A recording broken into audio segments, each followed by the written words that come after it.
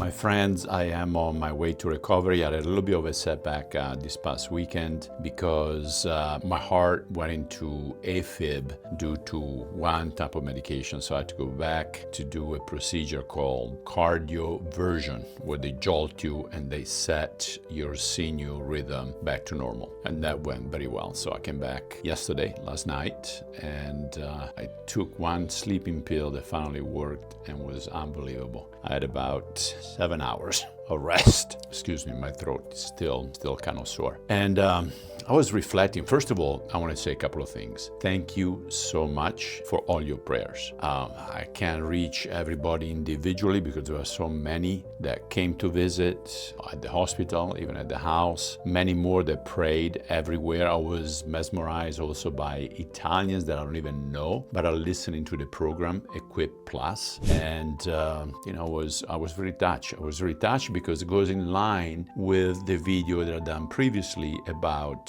loving one another. And I saw that display of love that just blew me away. But secondly, I'm also reflecting, what is in for me through this particular phase. Not asking God why, but what can I learn from it? And the thing that came to mind actually was empathy. And the definition that I have is empathy is the ability to understand and share the feelings of another person by putting yourself in their shoes and seeing the world from their perspective. You may say, well, what does that have to do with the trial that you just went through, Peppo? Let's remember that Christ learned through suffering. Paul wanted to participate in Christ's suffering. So there is some tempering, there is some changing that occurs through suffering. And I think all of us can stop and reflect on the things that we still need to shed to be more like Christ. And I think that probably one of the things that I need to learn more and more is to develop an empathetic heart. I do have it to some extent,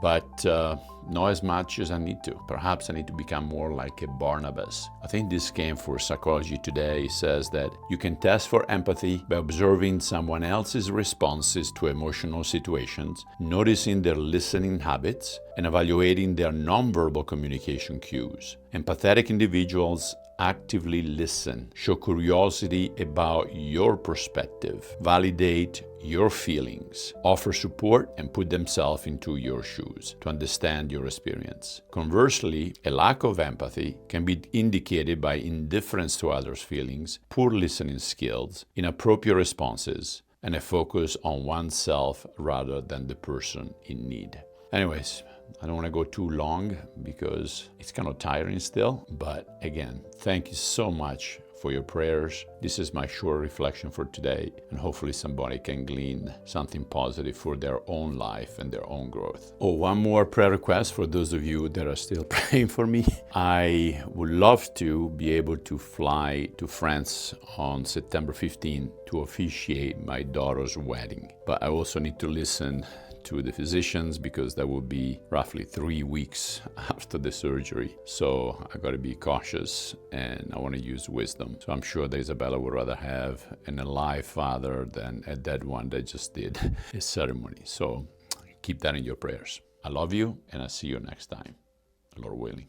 Ciao.